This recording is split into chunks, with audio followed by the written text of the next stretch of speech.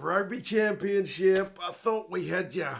My gosh. Springboks and All Blacks from Johannesburg. I thought we bloody had it. Springboks with the comeback. Oh man. Cracking game. As far as All Blacks and Springboks games go, like this one had a lot of hype in the build-up, and I feel like it lived up to the billing. You had the bloody jet flying over again. Atmosphere at the stadium seemed absolutely electric. The weather's perfect. You had fireworks. You had the haka, the anthems. There was like fireworks during the haka. It was full on from the get-go. And South Africa with the comeback win. 31 points to 27. Retain number one spot in the world. Remember, they would have lost it to Ireland if they hadn't. They've got a win here. The bench, you feel like for South Africa, outclasses the New Zealand bench in particular. Breakdown work phenomenal. Early defensive shift holds out under a lot of All Blacks pressure. Line out looked a little bit ropey at times, but yeah, you'd be pretty happy if you're a South Africa fan with that. For the All Blacks, man, I mean, they still look bloody dangerous at times. Turnover ball, absolutely deadly, but penalty count way, way too high. No cards in terms of reds, but a couple in terms of yellows. And the restarts on both sides, I feel like they'll be a little bit disappointed because both sides gave each other a few chances. We'll go through some key events and some stats, and you guys can let us know your thoughts. It was a 3 a.m. kickoff for those of us in New Zealand, but happily, it was one of those games where you didn't feel it because the game got you by the scruff of the neck basically from the get-go. 16 New Zealand phases from the start of the game. And not getting that many. There's a few carries to get over the advantage line. One, they get around wide, a couple up the guts, but largely kept pretty quiet. Eventually, Artie Savia goes into touch, and he's one guy, if you're like looking for kind of key players going into the game from a New Zealand perspective, you know he's going to be key. But in terms of his ball carries, kept pretty quiet. I think he had 11 carries for 14 meters.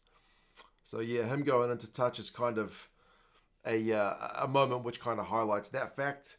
But 5 minutes, New Zealand got more phases again, and they managed to put the South Africans under a bit more pressure when they got the offload game going. You had offloads to get past the defensive line with D-Mac and with Bodie.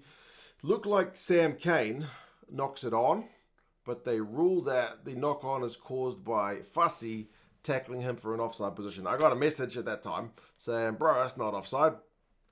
He's he's legit to make that tackle because there's no ruck form. But as far as I'm aware, the ruck forming thing kind of went out the window when they had the offside line. When they had the remember that Italy game against England? Didn't they change the laws after that? So the offside line can be formed by a tackle these days. So I'm pretty sure that's why Fussy ended up getting himself into a bit of hot water. So he gets yellow carded for making the tackle in an offside position. And then from the yellow card, New Zealand go for touch, which is pleasing for them to show a bit of ambition. They mauled it, and they actually managed to quiet the crowd down for about 5 seconds with that maul try. Cody Taylor powers over. You don't see many sides do that to South Africa. That's a cracking start from New Zealand. And D-Mac with the conversion from the sideline with no time left on the shot clock. So 7 points to 0. That's a hell of a start from New Zealand. Then South Africa kicked the restart out in the full. It hit Rico, and he had his foot in touch. So that's apparently out. I'd forgotten about that law. But, because, yeah, you remember you used to see guys kind of putting their foot out to catch the thing? I can't remember. I thought they changed that. There's too many law changes even for me to keep up with. But, yeah, that one's out in the full. And then TJ Perenara, from that resulting scrum on the halfway line, kicks a peacher for 22. It is all New Zealand. Like, I am living the dream. The 3:15 in the morning dream. It's a cracking start to the game. But then we get the first moment where it kind of goes wrong, and it's TJ getting penalised for shouting at the ref. That doesn't happen very often. You get guys told to shut up. You get guys told, if you talk to me like that again, you'll be in trouble. But this was just straight penalty. And TJ's got a loud mouth, so I'm not really too worried about him getting pinged for being a big mouth, but that's a bit harsh. A bit harsh. Doesn't usually happen. Not the first time out of the blocks, but I guess the referee is trying to stamp his authority on the game.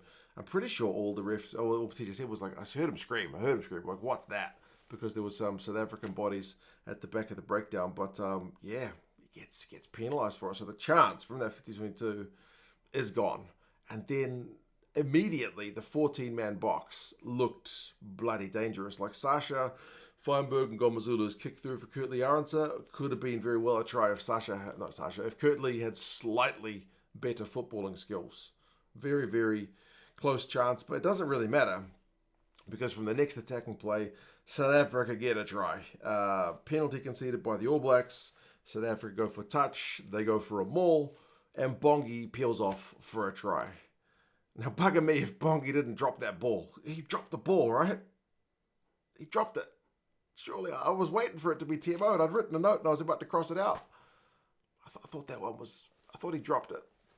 And that score is brutal. I thought he dropped it. But anyway, Sasha gets timed out on the conversion from the maul try. He seemed not too happy about that. So it's 7 points to 5. I got another message during the game asking, what's the deal with the shot clock? Why aren't they getting 90 seconds? Well, remember the Rugby Championship's doing law variations where they only get 60 seconds for the shot clock. So that's what I'm talking about. It's hard to keep up with the laws. That one I remember. But yes, 5 points to 7. Then the game does slow down a touch. It's been absolute hammer and tongs up until this point. Like you get Khaleesi knocking it on. You get Bodie Barrett kicking it out on the full. Like there's a few errors from both sides. And then like you get Colby with a really athletic attempt to stop a 50-22, but then Fussy ends up kicking it out. They ruled that it's been taken back into the 22, so it's kind of All Blacks attacking play anyway. New Zealand concede a penalty in South Africa's half at the breakdown, which again proved to be one of the kind of Achilles heels for the All Blacks. And this one, and then Sasha, with a 60-meter bloody shot, puts the box in front, 8 points to 7, showing that you cannot give that guy any shots within that range because he just punched it right over. But pleasing from the All Blacks to punish a bit of turnover ball because, as I said, the South African defence up until this point had looked relatively ironclad, but from turnover ball, man, when the defensive line is not set, anybody is vulnerable, and the All Blacks showed it, man. Ben Jason Dixon, who gets subbed not long after this because he'd made a couple of mistakes, he drops the ball, he pops the ball when he's been tackled on the deck, and the All Blacks pounce. You get All Blacks kind of comfortable with the guys shooting up out of the line, scrambling on defence. D-Mac, Bodie Barrett, Will Jordan, and then Caleb Clark wide for the try. Missed conversion, but 12 points to 8. That's pleasing from an All Blacks point of view, but they're not pleasing. They muck up the restart. That leads to a scrum because it's a knock-on. It's a penalty. Sasha knocks it over, so back to a 1 point game. So the restarts in particular, I think more from New Zealand, but South Africa certainly mucked up one or two as well. Really frustrating. So 1 point ball game. South Africa almost put themselves in front going into halftime when Sasha had a shot at a droppy from a bit of territorial pressure after Damon Delende won a nice penalty at the breakdown, but it misses. So we go into the sheds. It's a 1 point ball game. All Blacks have had slightly more possession, 52%, slightly more territory, 57%, a few more meters, 174 to 132, and 4 clean breaks to zip is a key attacking stat, but there's only 1 point to show for it. But then on the flip side, the turnovers won 5 to 2. That's all the box at the breakdown, and the penalty count is 7-2. The All Blacks are getting absolutely hammered at I think in particular, the breakdown. Second half starts, and Jordie Barrett, man, I didn't think he was going to have the gas. Damon Delende from a line-out move is looking to pass to Khaleesi, but Jordie Barrett reads it like a book. And he's able to gas over from pretty decent distance with the Bok defenders chasing him. But he makes it. 19 points to 11. Starting to look a little bit peachy again for the ABs. But again, another bloody penalty from the All Blacks at the breakdown. This time it's Blackadder. I mean, the maul defense had been good in the build-up. So it's not all kind of doom and gloom from the All Blacks because the bomb squad had come on. The Boks are putting on the pressure up front. The maul holds. That's pleasing. But then Blackadder with a penalty conceded at the breakdown means the Boks get 3 points back. Then it's the Boks turns to muck up a restart when Steenekamp gets pinged at the breakdown, so D-Mac gets kind of 3 points back after he sealed it off, so it's 22-14. And then Kurtley Arendse gets himself knocked out on Rieko Ioane's hip which is unfortunate. It means the entire Bok backline kind of has to reshuffle. So Pollard comes in at 12, Jesse Curl goes onto the wing. And at that point, I'm thinking, man, the 6-2 split's looking like kind of a bad idea. And with that being disjointed, the All Blacks should have the advantage here. Because I know Jesse Curl's played international rugby on the wing before, but I mean, Jesse Curl being on the wing compared to where the effect he can have in the centres is big time different. And like the Colby and Aronson wings just seems kind of a lot more deadly. That being said, New Zealand still managed to get themselves a yellow card warning for not rolling at the tackle time, and another 3-pointer for South Africa means it's 22-17, so back to being real game on. But then we get a South African error. It's fussy. After DMAC had put it was a nice high ball in terms of its height, but it was a little bit too deep. Fussy's able to mark it, but then his kick out is a shocker. He really shanks it, which gives New Zealand attacking line-out play. And they punish. It's a great line-out move. It's a little bit disrupted in the kind of build-up, but they still proceed with it because like a South African guy almost got his hands to it, but they shift it wide. Caleb Clark's able to go in for his second try of the game. 27-17, 10-point lead. And there's 20-odd minutes to go. At this point, I am by no means counting any chickens. In fact, I had a friend ask me, contact me during the game, and I said, I'm not counting any chickens. But then the bench, I feel like, starts to make a difference. Like Kwaka Smith, when New Zealand have a chance down South Africa's end, he pilfers the ball at the breakdown. First guy to arrive at there. Just real poor from New Zealand at the breakdown. Like that guy's ability to be that super sub is genuinely ridiculous. So that, I feel like if New Zealand can score there, maybe they go out to see out the game.